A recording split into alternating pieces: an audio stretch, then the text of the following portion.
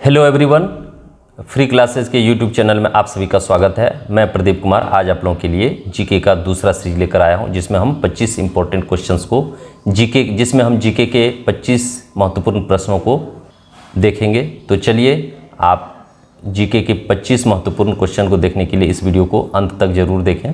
यदि ये वीडियो आपको अच्छा लगे तो आप इसे लाइक करें, अधिक से अधिक शेयर करें, और यदि आप हमारे चैनल पर नए हैं तो इस चैनल को सब्सक्राइब जरूर करें। तो चलिए दोस्तों शुरू करते हैं जीके के 25 महत्वपूर्ण प्रश्न जो एग्जाम पॉइंट ऑफ व्यू से बहुत ही इंपॉर्टेंट है। तो चलिए देखते हैं। ये जो हमारा जीके का जो मैंने सीरीज शुरू किया, ये हर कम्पिटिटिव एग्जाम के लिए बहुत ही इंपॉर्टेंट है, तो आप हमारे चैनल को सब्सक्राइब जरूर करें। चलिए देखते हैं। आपका ये रहा पहला प्रश्न, रामकृष्ण मिशन की स्थापना किसने की थी? तो रामकृष्ण मिशन की स्थापना स्वामी विवेकानंद जी ने किया था। दूसरा प्रश्न है आपका, भारतीय मानक समय आधारित है। भारतीय मानक समय किस पर आधारित है? तो ये भारतीय मानक समय आपका 82 डिग्री 30 मिनट पूर्व देशांतर पर आधारित है। तीसरा प्रश्न है, कौन सा राज्य भारत के सबसे पूर्वी भाग पर स्थित है? कौन सा राज्य भारत के सबसे पूर्वी भाग पर स्थित है? तो अरुणाचल प्रदेश भारत का वो राज्य है जो भारत के सबसे पूर्वी क्षेत्र पे स्थित है, पूर्वी भाग पर स्थित है। कौन सा देश नाथुला दर्रा के पार है? तो दोस्तों नाथुला दर्रा भारत और चीन के बीच में स्थित है, तो जाहिर है ये इस देश के दूसरे पार जो है चीन है और इस पार में भारत है, तो इसका करेक्ट आंसर चीन है।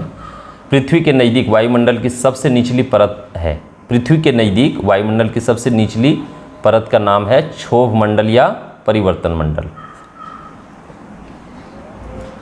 नेक्स्ट प्रश्न है आपका 6 नंबर का क्वेश्चन है, भारतीय सेना में बिजंत नाम है। बिजंत एक टैंक का नाम है, तो इसका करेक्ट आंसर होगा बिजंत। भारत में भारतीय सेना के पास एक टैंक है जिसका नाम बिजंत है। चीनी यात्री फाहियान किसके काल में भारत आया था? चीनी यात्री फाहियान किसके काल में भारत आया था? तो चीनी यात्री फाहियान गुप्त शासक चंद्रगुप्त द्वितीय के शासनकाल में भारत आया था, जिन्होंने विक्रमादित्य की भी उपाधि धारण की थी। तो इसका करेक्ट आंसर होगा चीनी यात्री फाहियान चंद्रगुप्त द्वितीय के शासनकाल में भारत आया था। आपका 8वां प्रश्न है, प्रख्यात सिने कलाकार पृथ्वीराज कपूर और राज कपूर में संबंध है। प्रख्यात सिने कलाकार पृथ्वीराज कपूर का नाम आपने सुना होगा और राज कपूर जी का भी नाम सुना होगा। इनका संबंध क्या है? तो इनका संबंध है बाप बेटे का।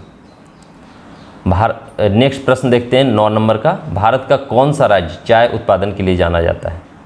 तो चाय उत्पादन के लिए असम बहुत फेमस राज्य है, जहाँ पे सबसे ज़्यादा चाय का उत्पादन होता है, तो इसका करेक्ट आंसर आपका होगा असम।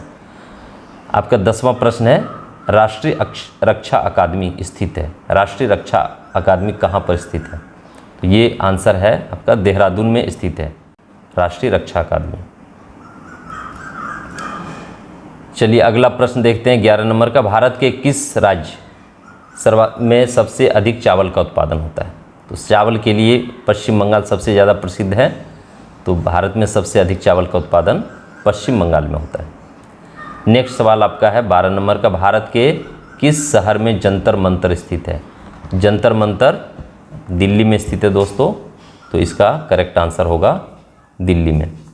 भारत के किस राज्य में दार्जिलिंग स्थित है?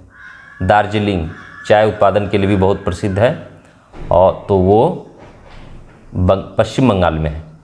चाय उत्पादन के लिए बहुत प्रसिद्ध है दार्जिलिंग, लेकिन ये असम में ना होकर के ये पश्चिम बंगाल में है, तो दोस्तों ये ध्यान आपको रखने की आवश्यकता है, दार्जिलिंग पश्चिम बंगाल में स्थित है। तेलुगु किस राज्य की भाषा है? तेलुगु आंध्र प्रदेश में बोली जाने वाली भाषा है, तो ये आपका आंध्र प्रदेश की ही राजभाषा होगी। हॉकी खेल में प्रत्येक टीम में कितने खिलाड़ी होते हैं? तो इसका आंसर है हॉकी टीम में प्रत्येक टीम में 11 खिलाड़ी होता है। जिस तरह क्रिकेट के हर टीम में 11 खिलाड़ी होता है, उसी तरह हॉकी खेल में भी प्रत्येक टीम में 11-11 खिलाड़ी होता है। नेक्स्ट प्रश्न आपका रहा 16 नंबर का प्रश्न है, कौन सा राज्य भारत के बृहद प्रायद्वीपीय पठार का भाग नहीं है? तो इसका करेक्ट आंसर है आपका मध्य प्रदेश, जो भारत के बृहद प्रायद्वीपीय पठार का भाग नहीं है। खैबर दर्रा नेक्स्ट प्रश्न है आपका 17 नंबर का प्रश्न है, खैबर दर्रा स्थित है। खैबर दर्रा कहाँ पर स्थित है? ये आपका अफगानिस्तान और पाकिस्तान के बीच में स्थित है खैबर दर्रा। आगरा शहर, नेक्स्ट प्रश्न आपका है, आगरा शहर किस नदी के तट पर बसा है? दोस्तों आगरा शहर जो है यमुना नदी के तट पर बसा हुआ है। कानपुर शहर किस नदी के तट पर बसा है? कानपुर शहर गंगा नदी के तट पर बसा है। नेक्स्ट प्रश्न 20 नंबर का प्रश्न है आपका, भारत एक धर्मनिरपेक्ष देश है, इसका तात्पर्य है, इसका तात्पर्य क्या है कि भारत राज्य का कोई भी धर्म नहीं है। इसका सही आंसर है भारत का राज्य स्तर पर कोई धर्म नहीं, मीन्स कोई भी धर्म को यहाँ पे राजधर्म नहीं माना गया है, यहाँ पर सभी धर्मों को समान माना गया और भारत के लोग कोई भी धर्म को अपना सकता है, इसलिए भारत एक धर्मनिरपेक्ष राज्य है। 21 नंबर का आपका क्वेश्चन है अगला, नील नदी के किनारे कौन सी सभ्यता का विकास हुआ? नील नदी के किनारे किस सभ्यता का विकास हुआ? तो नील नदी के किनारे मिस्र सभ्यता का विकास हुआ।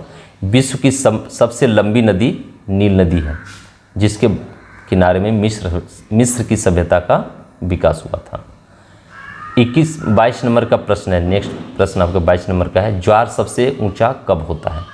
ज्वार जो समुद्र में ज्वार भाटा जो उठता है वो सबसे ऊंचा कब होता है?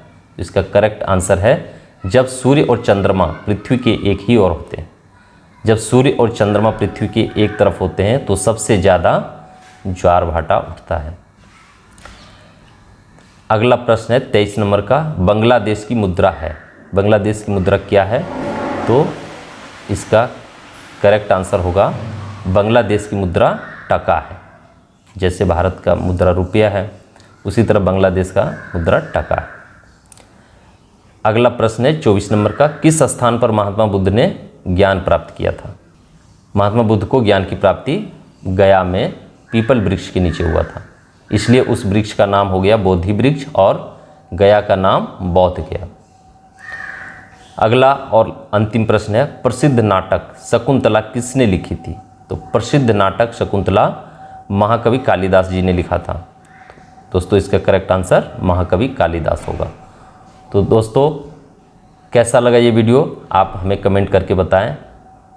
यदि आपको अच्छा लगा तो आप इसे लाइक करें, अधिक से अधिक शेयर करें, और यदि आपने मेरे चैनल को अभी तक सब्सक्राइब नहीं किया है तो आप हमारे चैनल फ्री क्लासेस को सब्सक्राइब करें। यहाँ आपको हर रोज़ 25 इंपॉर्टेंट जीके के सवाल मिलेंगे। इसके अलावा आपको मैथमेटिक्स का भी और बाकी अन्य विषयों का भी सीरीज हम शुरू करने वाले हैं। Thanks for watching video. जय हिंद, जय भारत।